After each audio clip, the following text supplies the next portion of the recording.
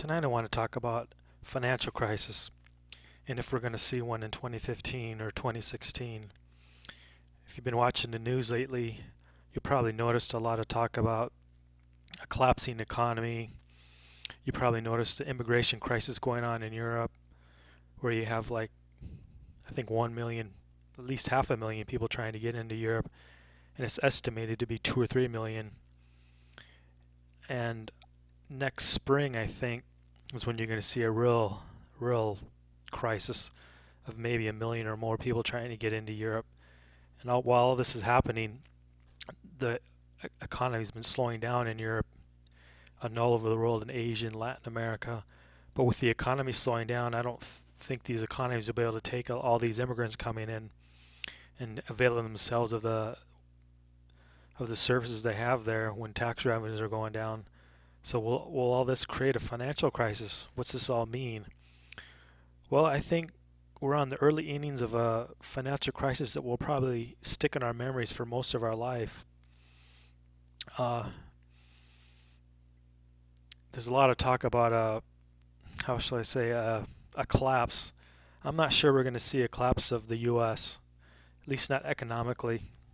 I personally think we're going to see more of a grinding slowdown in the economic growth of the United States and Canada, and where we might see some real damages in Europe. But even in Europe, I see it more of a grinding slowly down kind of thing. I don't really think you're going to see the collapse type scenario that some people think of. And while the economy is slowing down and unemployment starts to rise and the revenues from the government taxation goes down, I think you see governments try to raise taxes. I think you'll see governments cutting services to certain populations, and I think you'll see a lot of anger, a lot of frustration, and you might see a lot of fairly affluent middle class Europeans move to Canada and the U.S., and a lot of people from Europe moving to Latin America. But it would surprise me to see a lot of people, wealthier people, moving to Canada, the U.S., and Latin America, where a lot of this crisis won't be as bad. I think the economy of Europe is so heavily regulated, so highly taxed, it may not ever come back. And the way it's going politically, Europe over the next 15 or 20 years could be not Europe anymore, not culturally Europe, anyways. And that could change the whole dynamic there. So we may be seeing the last gasp of the Western European traditions that we think of when we think of Europe. And by that I just mean from the United Kingdom going all the way to like Turkey. Once you get out of Turkey, you're definitely in the East. What more can I say?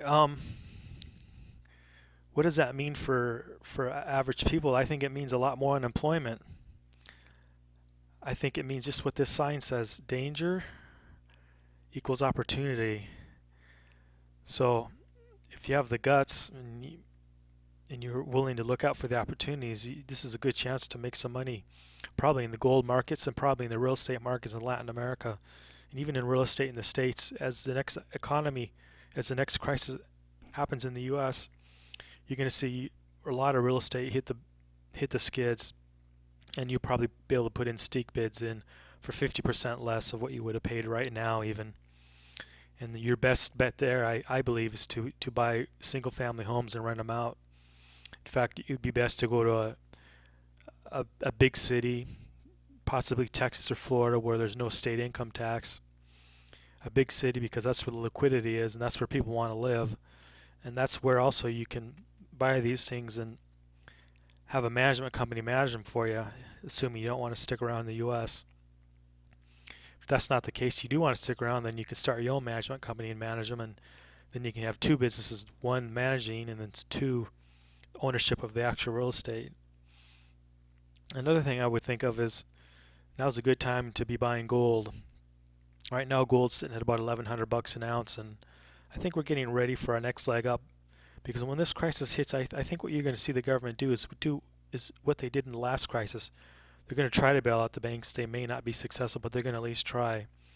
They'll increase the money supply to bail out the banks, and that's going to create a lot of liquidity, some of which will probably go into gold as people start to panic.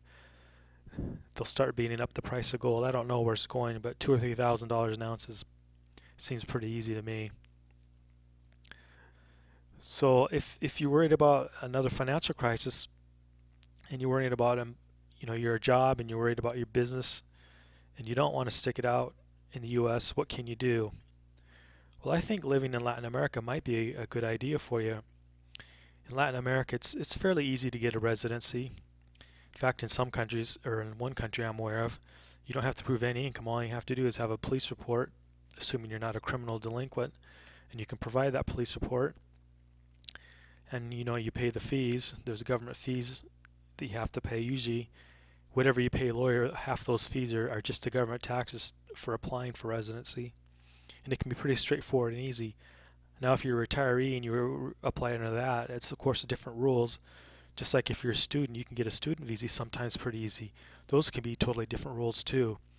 So it pays to talk to a lawyer, see what your options are, and he or she will be able to cut through all the red tape and get it set up actually pretty fast and pretty cheap.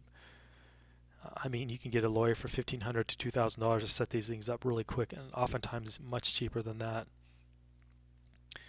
What I like about Latin America is the rules, the regulations, the taxes just aren't there like they are here. They just don't have the police apparatus. They just don't have the money to make your life miserable. So as long as you mind your P's and Q's, not much is ever going to happen there.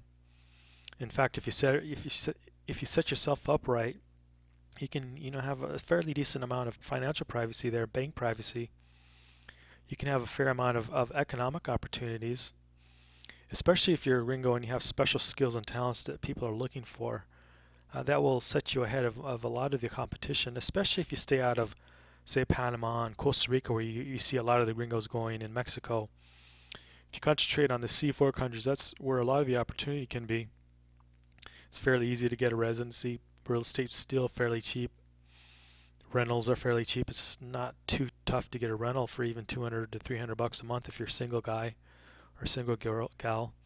If you're a family, it's going to cost you 500 or 600 bucks. But even there, 500 or 600 bucks compared to what 500 or 600 bucks would get you in anywhere in the U.S. is like night and day.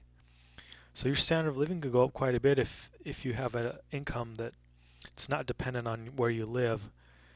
For example, if you have money coming off investments, or if you work in such a way that you earn your money by consulting or working online, those are the opportunities there if you're going to need an income. And the way our world is changing with technology, you don't really need to live in any specific place unless you want to. In fact, if you want to live in a small town in America, you can just move to a small town in America where you have more of a low cost of living and maybe a nicer weather for what you want. And you can earn a living just by working online or being a consultant. With the technology, with Skype and with the internet, you can really be anywhere. So if you can be anywhere, why not be somewhere where you can have more of the freedom and liberty you're used to, especially if you're an older person. You can remember back in this day when cash was king and we didn't have quite all these rules and regulations governing our lives, what we can and cannot do. It's really frightening thinking about all what the state can do to you now to ruin your life or make your life miserable. In Latin America, they're just in the very beginnings. They're just not set up to spy on you. They're just not set up or even think about wanting to hassle you or bother you. You're an actual welcome guest in a lot of these countries. They want you to bring your technology, your ideas, your skills, your capital, and provide jobs to the local and things of that nature. So it's a big difference. It can be quite an adventure in itself. All right, tell me what you think.